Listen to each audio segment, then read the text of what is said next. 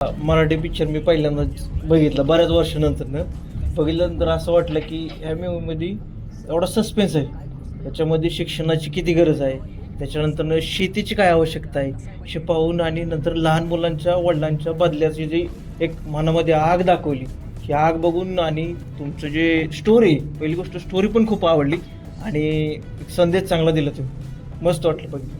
मला विचार म्हणजे मला कळत नाही आहे मी रडू की मी काय करू. मला आय एम लिटरली स्पीचलेस, कारण right from the story to direction to acting to everything, म्हणजे इतक्या सुंदर पद्धतीने ते मांडलेलं आहे. मी लिटरली रिकमेंड करेन सगळ्यांनी येऊन हा मूवी बघा आणि तुमच्या ज्या काही भावना असतील त्यानंतर तुम्हाला त्यातनं जो मेसेज मिळेल ना, तो डेफिनेटली तुम्हाला सगळ्या जगापर्यंत पोहोचवावा वाटेल अशी ही मूवी आहे. Excellent Shoaib Khatib, good job.